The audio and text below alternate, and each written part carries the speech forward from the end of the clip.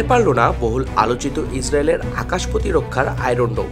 ইসরায়েলের রাজধানী তেল আবিবের গুরুত্বপূর্ণ কেন্দ্রে হামলা চালিয়েছে ইরান সমর্থিত ইয়েমেনের হুতি বিদ্রোহীরা। গোষ্ঠীটি শনিবার নিশ্চিত করেছে তারা হাইপারসনিক ব্যালিস্টিক ক্ষেপণাস্ত্র দিয়ে তেল আবিবের কাছে মধ্য ইসরায়েলের জাফা এলাকায় একটি সামরিক লক্ষ্যবস্তুতে আঘাত করেছে। এদিকে ইসরায়েল জানিয়েছে হুতিদের হামলায় কমপক্ষে 14 জন আহত হয়েছে। The situation is very complicated, obviously. হুতি বাহিনী এই হামলাকে ইসরায়েলের হৃৎপিণ্ডে হামলার সঙ্গে তুলনা করেছে।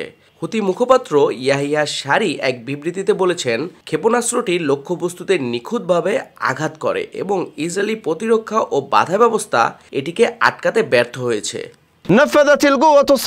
ইসরায়েলের প্রতিরক্ষা বাহিনী আজ শনিবার ভোরে তেল আবিবের জাফা এলাকায় সরাসরি ক্ষেপণাস্ত্র আঘাত হানার ঘটনা নিশ্চিত করেছে। মধ্য ইসরায়েল ও এর আশেপাশের সমতল ভূমিতে স্থানীয় সময় শনিবার ভোর 3:50 দিকে রকেট সাইরেন বেজে ওঠে।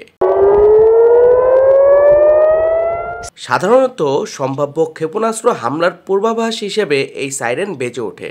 আইডিএফ জানিয়েছে এই হামলা ইয়েমেন থেকে নিক্ষিপ্ত একটি ক্ষেপণাস্ত্রের মাধ্যমে হয়েছে। হামলার পরপরই ইসরায়েলের প্রধানমন্ত্রী বেনিয়ামিন নেতানিয়াহু জরুরি বৈঠক ডাকেন।